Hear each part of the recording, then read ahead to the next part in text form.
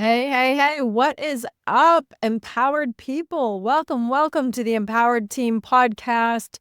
Let's get started into thinking like a wealthy person. Today, I'm going to give you 3 keys to master your money mindset. That's what we've been covering all month in our mastermind, mastering your money mindset. Let's go. Oh, you ever look at your bank account? And you look and you go, what happened to the money that was in there? I swear there was more money than this. Ever do that? So why does this money mindset matter? How does it influence your success, your happiness, your financial well-being? How? Here's the thing. I want to ask you this. Did you know you could make your money decisions faster, easier, with zero regret, feeling aligned, feeling congruent? And it all comes down to mastering your money mindset. Today, I'm going to show you how with 3 key habits, skills, steps, whatever you want to call them, but they are critical to be able to master this thing called our money mindset. So for me, I have been very much in scarcity mindset. You might have heard of abundance mindset, scarcity mindset. I've been very much in scarcity mindset for the majority of my life until my actions around money started to align with my beliefs, my value systems in life. There's a key critical shift. And now it feels really good. I love money. Money loves me. Money is an exchange of energy. Money is an exchange of value. I hear people sometimes and I hear their thoughts and I think to myself, isn't that interesting what they believe about pieces of paper or numbers on a screen? They are neutral. I promise you, no matter what you've been taught, no matter what you think, the piece of paper that we call money, the screen, the number that you look at in your bank account, in your investments, it is neutral. It is not a magical thing, a wonderful thing, an awful thing. It is neutral. It's our mindset, our thoughts, our beliefs about it that make a huge difference. There was a point where in my life, I thought that in order for me to make money, I had to work harder. In order for me to make money, I had to spend more time making money. And those things were just things that I picked up along the way. They weren't actually true because when you look at the world, there's lots of people out there who are not spending extra time making money. They just look and use and behave differently around money than other people. So there's so much here. Now, I'm not at all suggesting that if you just magically think the thoughts that money will suddenly land in your bank account. It is not that. The reason we look at mastering our money mindset is because there's a very specific sequence of events. When we think certain things, we feel certain ways. If we feel emotions that are aligned with our values, then we take actions in accordance to that. So it all starts with how we're thinking about money. You know, and I know that the actions that we take yield the results or the outcomes that we get in our lives. However, what most of us fail to recognize is that chunk in the middle, the chunk that says it creates an emotional state, it aligns with values, and those are going to influence our actions, and all those actions have to create the results. So if I'm believing that I have to have more time to make more money and I want more money, then I'm going to use all of my time or a lot of my time to make that money. And then I might feel like I'm scarce on time, even though I might be having more abundance with money, but there's still going to be a scarcity somewhere. And we don't want to be in that situation of feeling like we're out of control of what's going on with our money decisions or our money situation. We want to make decisions that we have this intentionality, this awareness around money. Okay, so let's get started. First thing, no matter what I've said about money so far, you're probably looking at this going, well, what is a money mindset anyway? Mindset this, mindset that. So here it is. Here's your money mindset. This is what I found to look at as a definition. It's your set of beliefs, attitudes, emotions, values, upbringing, what you have around money. It's shaped by, like I said, the upbringing, but also society, your experiences, your societal influences that are close to you, so your friends. And what happens is that your money mindset is part of what affects your decisions, your stress levels, your financial success. And then we've got these scarcity mindsets, these abundance mindsets, this fear versus empowerment, guilt versus freedom. So when I say all that, you realize that your money mindset is very closely tied to not only your values, but this emotional state, whatever emotional state. And when I say some of that, what do you feel? Some of you might feel stressed. Some of you might feel uncertain. Some of you might feel apprehensive. I can tell you the research is kind of scary. You're looking at over a third of the US who are working humans, a third of the working population of the US do not have any savings for retirement. That's a pretty big deal.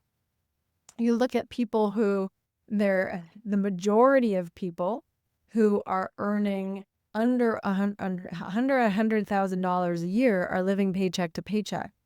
Even a significant amount of people who are earning between $200,000 to $250,000 a year, which is significant for most people. That feels like a decent amount of money for a lot of people.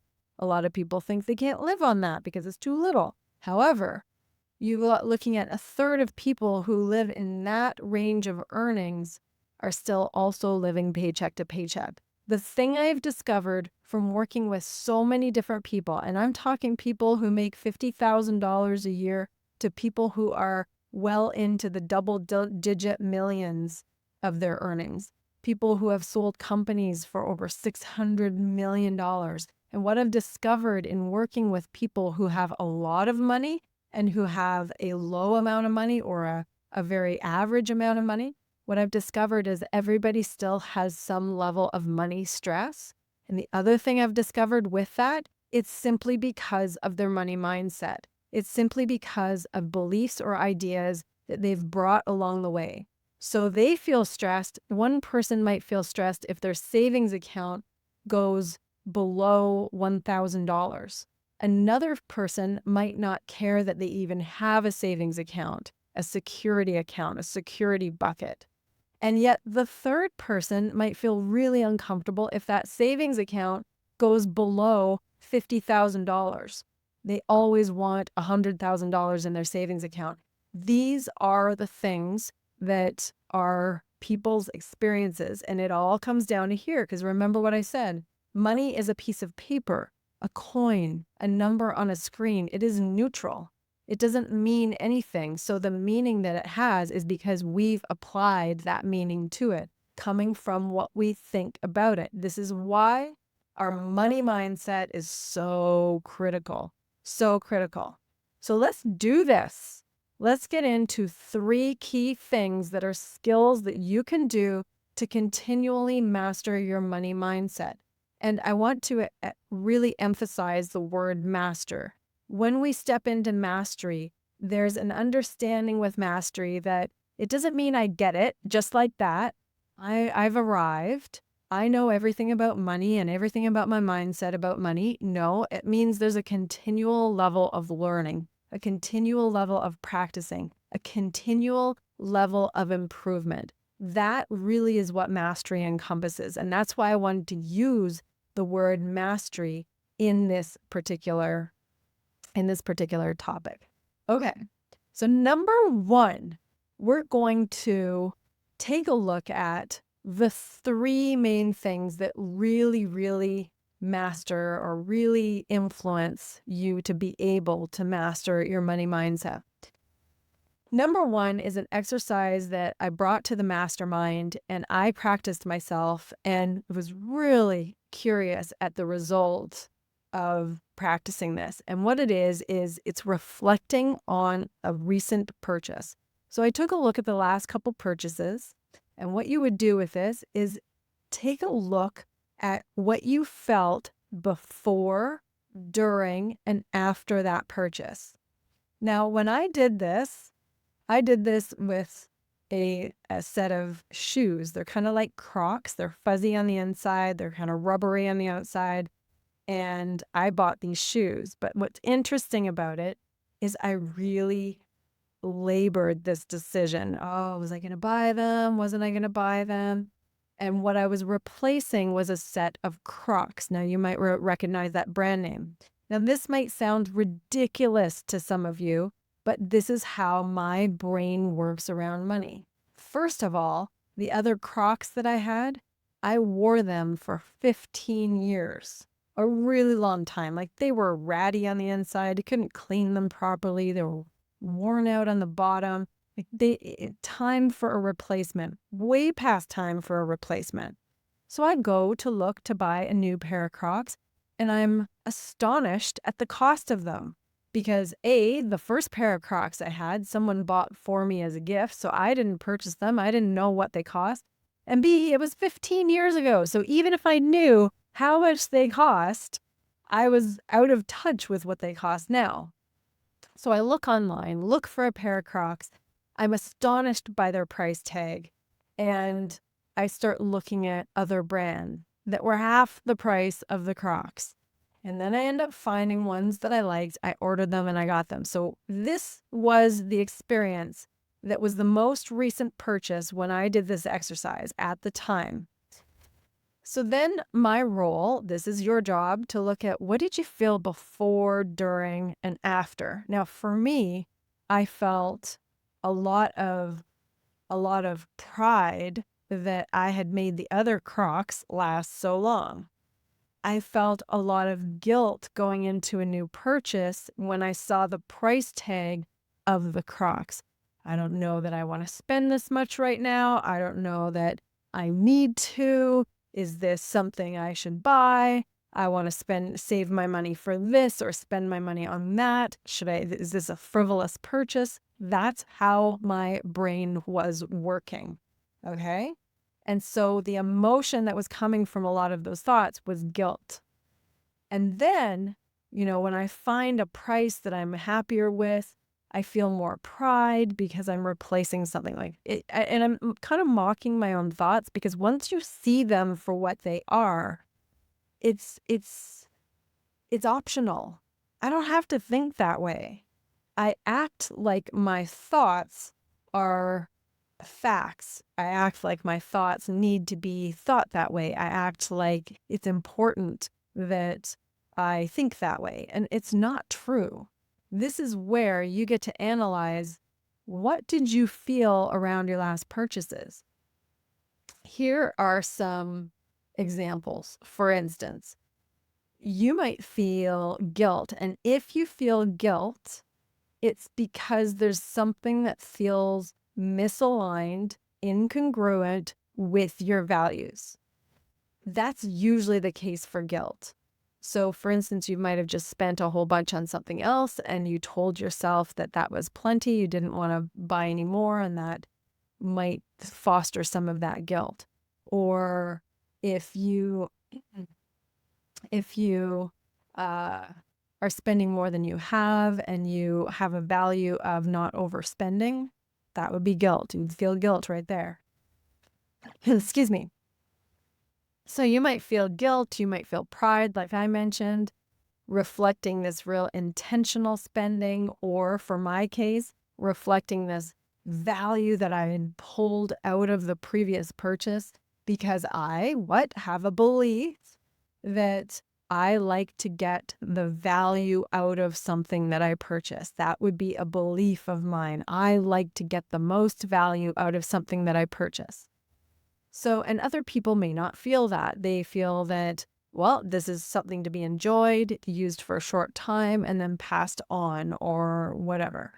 You might feel excitement, this desire-driven spending. You might feel like you are motivated to earn the amount of money to spend. You might feel relief because you finally followed through on that action to get the thing you really needed to get. So take a close look at, interesting, what were my emotions around those last couple purchases or the last purchase that I made, to learn about yourself, to understand a little more about who you are and what your mindset is around money. This is important because, like I said, money is a piece of paper. It's neutral. We make it emotional. We add that to it. So money becomes very emotional. And when you can recognize the patterns, this is what helps shift your behaviors to create the money mindset you want and master when you are in that thinking around money. All right, so that's step one. You really want to practice this. Pause, do a reflection on your most recent purchases, and see what emotions did you feel before, during, and after the purchase. Take yourself back to that place, because I bet you that you won't really realize what you were feeling around it, but put yourself in that scenario so you can feel it. All right, the second one. This one, what I call it, it's pre-decide to thrive. Pre-decide to thrive. What happens is that and this is an unfortunate thing for us in this day and age, there's a lot of information coming at us at all times. And there's a real thing called decision fatigue. We are typically making upwards of 30,000 decisions per day. Everything from what to wear to what to say to all of the next steps to open the curtains, and 30,000 decisions are pumping through us. Midday, end of day, we are tired. And when it comes to money, I'm going to give you the 4 letters. When it comes to any decision, including money, it's HALT. Do not make a decision, especially one that's important. And usually we consider decisions with our money fairly important if you are H, hungry, A, angry, L, lonely, T, tired. So hungry, angry, lonely, tired, don't make any decision, especially decisions around your money. That's the first set with this decision making. The second one, or actually why this is really crucial, is that when we are in decision fatigue, we are drained. We can become impulsive. We can become avoidant. We can be in a stress-induced state because we have decision fatigue. So we don't want to make a decision with that kind of state. What we do want to do is pre-decide when we're in a state that is energetic, or in a state that is peaceful, in a state that is rested, calm, a state that really we feel among our best. That's when we want to decide things about money. So if you make some blanket decisions, even some blanket rules around money, it can be really helpful for when you get in that situation where somebody's asking, well, do you want this or not? And you're like, I don't know. And you have a hard time making a decision. Just have a preset rule, a preset decision around it. Same thing in specific contexts. We're talking about business. We're talking about food. We're talking about travel, things that you know that there are going to be extra decisions that may not be regular day-to-day decisions, but ones that are going to be important enough to give yourself the time to pre-decide what you want to do in those environments. So here's some examples. You might have a business context, and in that business context, you might have a decision that you've pre-made that sounds like this. I only invest in a new course if I've completed the previous one. I will not do a new course unless I've completed the previous one. That is one for me. I have pre-decided that. That's an important one for me, and it's been one that's hard to follow through on. It's not an easy one. However, it saved my butt from being overwhelmed. It saved my butt from spending more than I wanted to spend on courses because I love to learn.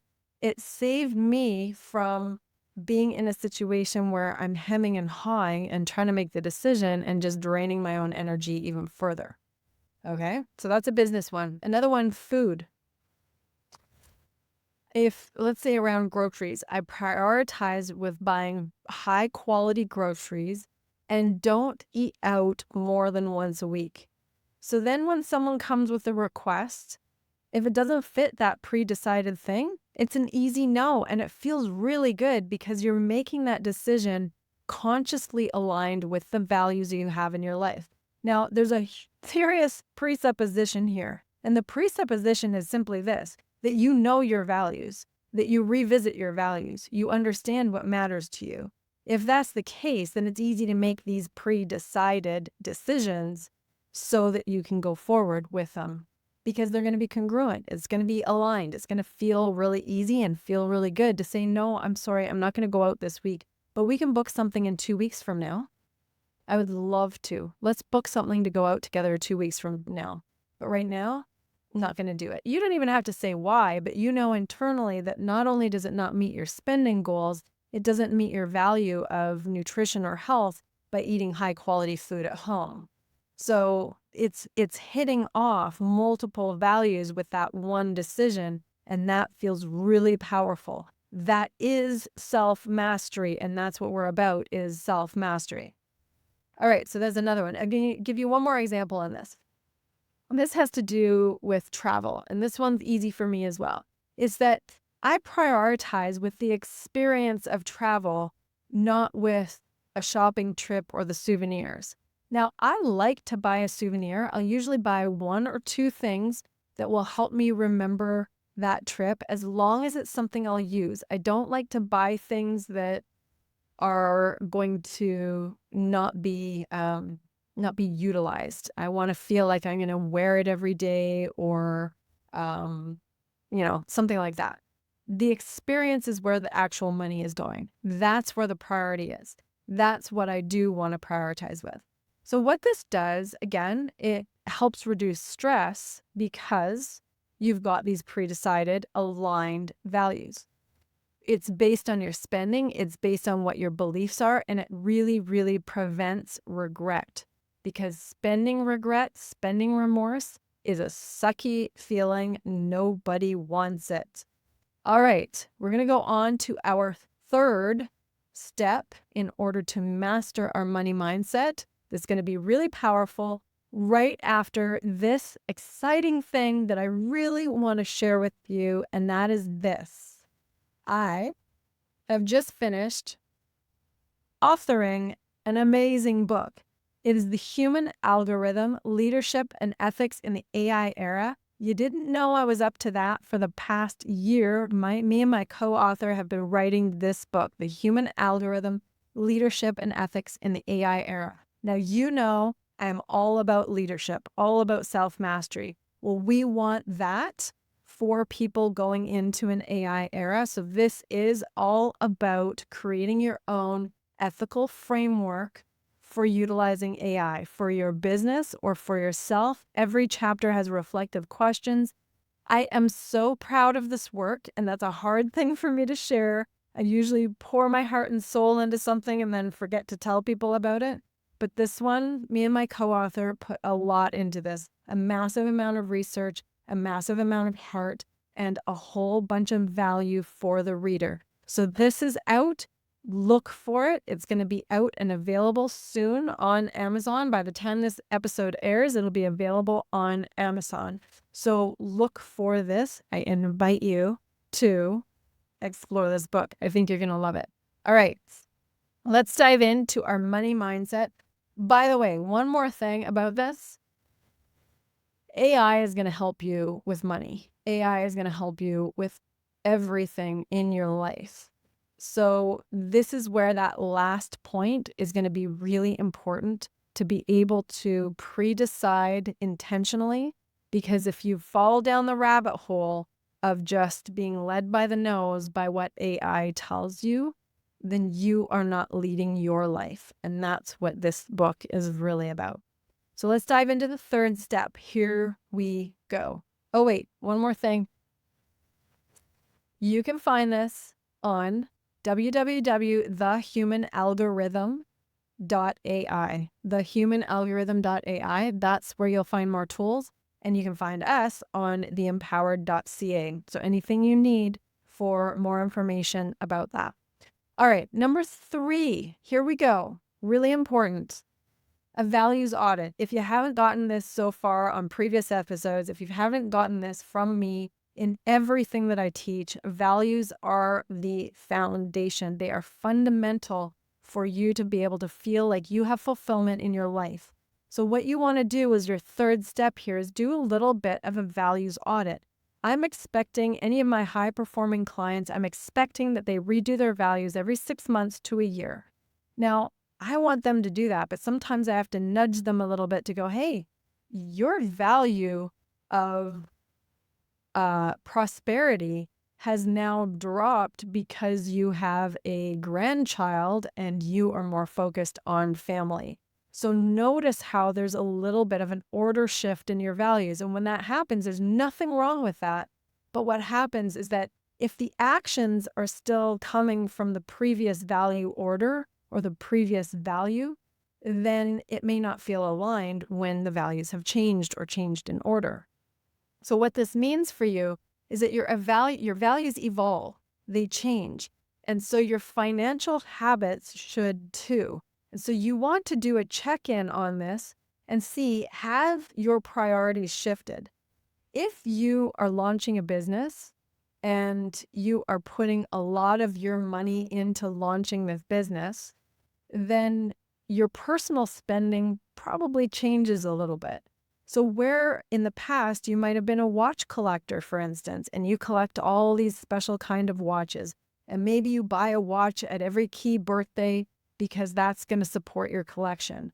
But now you're launching this new business and you find that suddenly the new business is higher on your values than your personal watch collection, which might be a value of self-care or a hobby. Maybe your hobbies are a high value. So when you see this, you realize that, wait a second, my values have shifted. And unless you take a look at those values and audit the order or audit where they are and whether they're the same importance to you as they used to be, then guess what? Those decisions that you made are probably going to feel off. So have your priorities shifted, your family, your business, your health, your experiences. These are usually in the top values for most people. Does your spending reflect those shifts? If your spending doesn't reflect those shifts, you're going to feel like you're off. Every time you go and make a spend, you're going to feel like something isn't right. So if you, like I said before in the examples, if you find that this shift happens from career growth to family, yet you're still spending heavily on personal development instead of family-related expenses, then you're going to feel off. You're going to notice it with guilt. You're going to notice it with remorse. You're going to notice it with the spending regret. So what you want to do is make sure that your values are still the same and they match the decisions that you had made. That is what you want to understand, that your values are what's matching what is going on in your life and what matters to you now. What matters to you now, not for your retirement, not for who you used to be in your 20s, but what matters to you now. So let's wrap this up. Those 3 are the things that I think will really make a huge difference in your mastering your money. First, do an audit of how you felt pre, during, and post on your last spend. That's going to be key. Second, go ahead and pre-decide how you're going to spend or how you're going to act around money in certain contexts, specific ones that typically require an extra decision. And 3, go back and audit your values. Audit your values around money, audit your values overall, because those decisions around money will be influential with those values. So lastly, when we master our money mindset, it's about being intentional. It's not about letting the past run our present. It's not about letting our parents' decisions or their unintentional teachings to us run our lives. It's not about having what they intentionally taught us run our lives. It's not about what the neighbors are doing. It's about what we feel really good about when it comes to our money, when it comes to saving our money, investing our money, spending our money, and being really clear on how we want to think. Remembering that the thoughts you have, the thoughts you used to have around money are optional. You don't have to think them. You don't need to still believe them. You have the power to change them and decide how you want to think around your money and making your money, creating the value in the world that you exchange to get this little piece of paper or this number on a screen called money. So I encourage you to immediately try one of the actions that we went through for your money mindset. Especially, I think the easiest one is simply reflect on one of your last purchases. Take a look at the emotions around it. If you can master that skill, that is a big skill to master. All right, what I would love you to do is share your biggest takeaway on this, because this is a sensitive one. People have highly opinionated beliefs around money. So by all means, share it on social media. Let us know what you got from this. We'd love to hear from you. Follow us on Instagram, and you'll see more of the highlights of these podcasts. We also post our episodes on YouTube. So if you want to see the video version of me making all the hand gestures, because I'm definitely a hand talker, then go to YouTube and Power Conditioning, and you will find our podcast episodes galore. All right. Have a great rest of your day. I'm rooting for you, your success, because you are empowered.